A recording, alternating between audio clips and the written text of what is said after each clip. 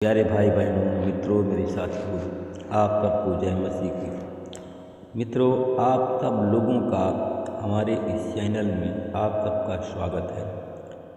मित्रों, मुझे पूरी आशा है, पूरा विश्वास है कि आप सब लोग स्वस्थ हैं, सेहतमंद हैं, अच्छे हैं और आपका परिवार भी अच्छी तरह से है, क्योंकि परमेश्वर आपके साथ में है। आज परमेश्वर जिनके साथ में नहीं है, आज वो लोग दुखी हैं। उनके घर में लड़ाई झगड़ा होता है, पति पत्नियों में लड़ाई झगड़ा, पुत्र पुत्रियों में लड़ाई झगड़ा, पड़ोसियों में, परिवार में लड़ाई झगड़ा, रिश्तेदारियों में लड़ाई झगड़ा आज पैदा है।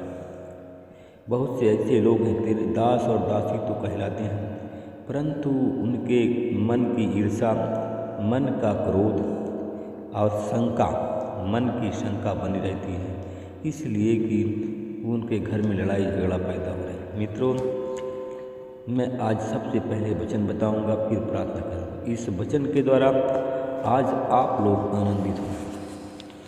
मित्रों, आज का वचन है जो मैं आप लोगों के सामने लेकर के आई हूँ, इब्रानियों की पत्री 10 अध्याय का 30।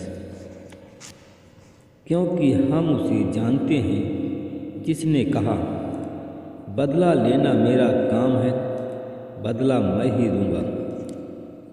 और फिर वह प्रभु अपने लोगों का न्याय करेगा। मित्रों, आप लोग बात विवाद करते हो, लड़ाई झगड़ा करते हो, एक दूसरे की बात को मानने से इनकार करते हो, इसलिए कि सारा बोझा परमेश्वर पर डाल दो और परमेश्वर ही न्याय करेगा, क्योंकि वह न्यायी परमेश्वर है। क्योंकि न्याय करने का अधिकार उसी को दिया गया, न्याय करने की योग्यता उसी के पास में है। मित्रों, यीशु मसीह के चेले बैठे हुए थे और सब आपस में विचार विमर्श कर रहे थे, आपस में कुड़कुड़ा रहे थे। तब उन्होंने यीशु मसीह से कहा कि हे प्रभु, आप हमें बताइए कि हमारा सच्चा साथी कौन है, हमारा सच्चा पड़ोसी कौन है। मित्रों, यीशु ने से उन लोगों ने पूछा, तो यीशु ने उनको उत्तर दिया कि एक मनुष्य था जो कि यरूशलेम से यरीहो जा रहा था और वह डाकुओं से घिर गया। उन्होंने उसके कपड़े उतार लिए, उनको मारा पीटा और उसको घायल कर दिया, अधमरा छोड़ करके उसको छोड़कर चले गए। मित्रों, जो भी उसके साथ में था, उसके पास में था, उस व्यक्ति के पास सब कुछ लूट लिया। मित्रों, संयोग से जब मारा पीटा, अधमरा छोड़कर चले गए तो संयोग से वहाँ पर एक याजक उस मार्ग से जा रहा था और उसने उसको देखा तो उसको कतरा करके चला गया। मित्रों, इसी प्रकार एक लेवी भी उधर से निकला और उस स्थान पर पहुंचकर जब उसने देखा कि यह मेरा आपसी कोई नहीं है, मेरा रिश्तेदार कोई नहीं है, अपना मेरा कोई नहीं है, तो वह कतरा करके चला गया। मित्रों, वह लेवी कौन है? वह व्यापारी था।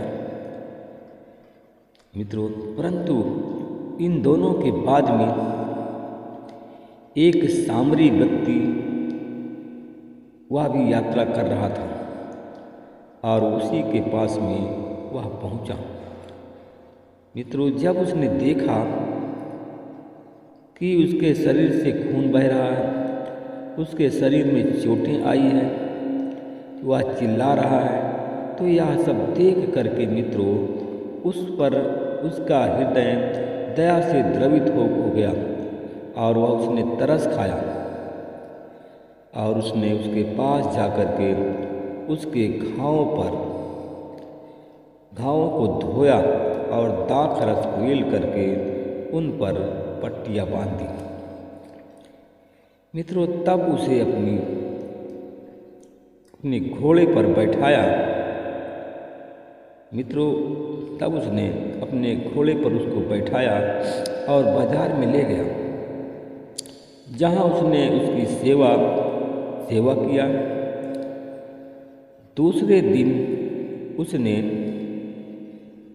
उस डॉक्टर को 2 दीनार निकाल करके दिया और बाजार को चला गया और कहा कि इसकी सेवा करना, इसको दवा करना, और जो कुछ कमी होगी मैं वापस लौटने पर सब कुछ चुकता कर दूंगा।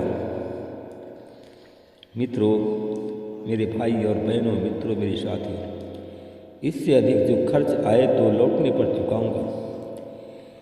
आप बताइए मित्रों, आपके विचार में इन तीनों में से उस व्यक्ति का जो डाकुओं के हाथ में पड़ गया था, घायल था, उसका सच्चा साथी, सच्चा मित्र कौन निकला? मित्रों, मेरे भाई और बहनों, मित्रों, मेरे साथियों, तो आप लोग बताइए कि मित्र, सच्चा मित्र उसका कौन निकला, सच्चा साथी कौन निकला? तब उसने कहा कि जिसने उस पर दया की वही उसका सच्चा साथी निकला। मेरे भाई और बहनों, मित्रों, मेरे साथियों, पुराने लोग कहते हैं मित्र मुसीबत में, भाई ज़रूरत में। मित्रों, आज भी है, हम देखते हैं कि यीशु ही हमारा सच्चा साथी है, वह हमारा मित्र है, हमारा माता पिता है, हमारा भाई है, हमारा बहन है, हमारा सब कुछ है। जब हम मुसीबत में पड़ते हैं, संकट में पड़ते हैं, तब वो हमारी प्रार्थना को सुनता है और हम पर दया करता है। तो मित्रों, क्या आप लोग दया चाहते हो? क्या आप सहायता चाहते हो? अगर सहायता चाहते हो तो जैसा यीशु है, जैसा यीशु काम करता है, वैसा आप भी काम करें। यीशु दया करता है तो आप भी दया करें। दया की जगह पर विरोध न करें। जैसे याकूब की पत्री 4:2 में लिखा है, जो हम करना चाहते हैं वो नहीं करते हैं, और जो नहीं करना चाहिए उसको हम करते हैं। मित्रों, फिर आप विरोध क्यों करते हैं एक दूसरे के? भाई भाई का मतलब प्रभु यीशु मसीह का दास का विरोध करता है, गुरु चेला का विरोध करता है, चेला गुरु का विरोध करता है। क्यों ऐसा होता है? क्यों आप ऐसे करके अपने आप को, अपने परिवार को दुख और मुसीबत में डालना चाहते हैं? मित्रों, अगर आप लोग ऐसा करते हैं तो आप लोग दुख और मुसीबत में अपने आप को डालते हैं, अपने परिवार को डालते हैं। जांच कर देखो मित्रों, क्या आप शोकित नहीं हो? क्या आपके घर में लड़ाई झगड़ा नहीं होती है पति पत्नियों में? क्या आपके घर में आप शोकित नहीं हो? आपकी पत्नी भी शोकित है, मौन बनी रहती है, आपसे आप बात करते हैं, मन गढ़ंत बात करती है। तो ऐसा काम मित्रों बंद करो और एक दूसरे से प्रेम करो, एक दूसरे की सहायता करो, तो परमेश्वर आपकी भी सहायता करेंगे। Hallelujah, hallelujah, hallelujah, hallelujah. धन्यवाद, धन्यवाद अनुग्रहकारी पिता, मैं आपका धन्यवाद करते हुए आपके चरणों में गिरा रहा हूँ। हे प्रभु, आप महान सर्वशक्तिमान दयालु दया के सागर हैं, राजाओं के राजा हैं, प्रभु के प्रभु, अनाथों के नाथ हैं। हे प्रभु, मेरी विनती, मेरी पुकार, मेरी दुहाई को सुन। हे प्रभु, मैं उन भाई बहनों के लिए प्रार्थना करता हूँ आज जो एक दूसरे की मदद करने के बजाय एक दूसरे की से ईर्ष्या करते हैं, एक दूसरे को नीचा दिखाने की कोशिश करते हैं, एक दूसरे को लूटने की कोशिश करते हैं। जैसे सामरी व्यक्ति था, उसको डकैतों लुटेरों ने लूट लिया, मारा, अधमरा करके उसे छोड़ दिया।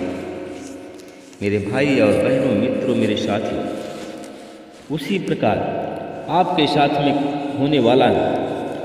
मित्रों, एक दूसरे से प्रेम करो। जिस प्रकार हम देखते हैं मित्रों कि प्रकाशित वाक्य 18 अध्याय का 8 में लिखा है, इस कारण एक दिन उस पर विपत्ति आएगी, महामारी, शोक और अकाल, वह अग्नि से भस्म कर दी जाएगी, क्योंकि प्रभु परमेश्वर जो उसका न्याय करता है सर्वशक्तिमान।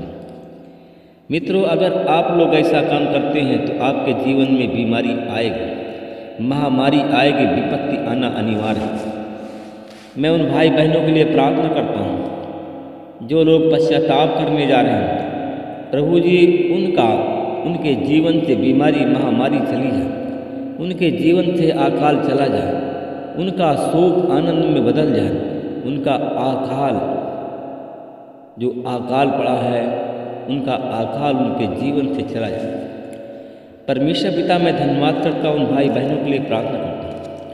आज जितने बीमार हैं, मैं उन बीमार लोगों के लिए प्रार्थना करता हूँ। मैं उन बीमार लोगों के लिए प्रभु जी आपसे विनती करता हूँ, जितने बीमार आज प्रार्थना में हमारी जुड़े हुए प्रार्थना सुन रहे हैं, मैं उन पर आपकी आशीष बोलता हूँ। उनकी बीमारी यीशु मसीह के नाम से चली जाए और लोग चंगे हो जाए। मैं उन लोगों के लिए प्रार्थना करता हूँ परमेश्वर पिता, जो लोग दुष्ट आत्माओं के बस में, शैतान के बस में, मैं उन लोगों के लिए प्रार्थना करता हूँ। मैं देखता हूँ कि जो लोग शैतान से परेशान हैं, शैतान दुष्ट आत्माएं उनको छोड़ नहीं रही। उनका नाम ATHRPNL नाम के लोग हैं, यूपी के हैं, MP, बिहार, छत्तीसगढ़, झारखंड, महाराष्ट्र के। मैं इन लोगों के जीवन में प्रभु जी आपकी आशीष करता हूँ।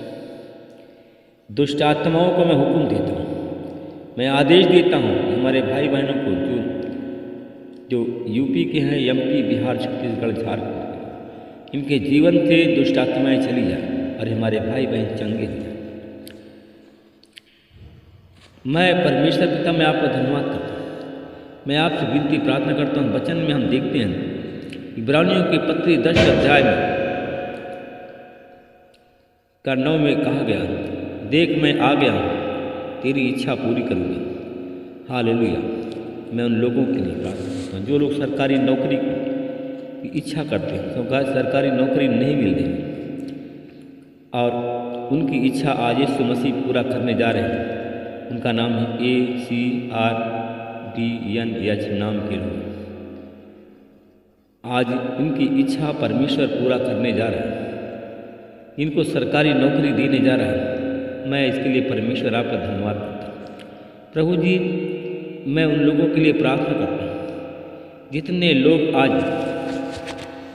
जितने हमारे भाई बहन, परमेश्वर पिता, मैं जितने हमारे भाई बहन आज निसंतान हैं, मैं उस पर संतान की आशीष बोलता हूँ और यीशु मसीह के नाम से ब्लेस करता हूँ।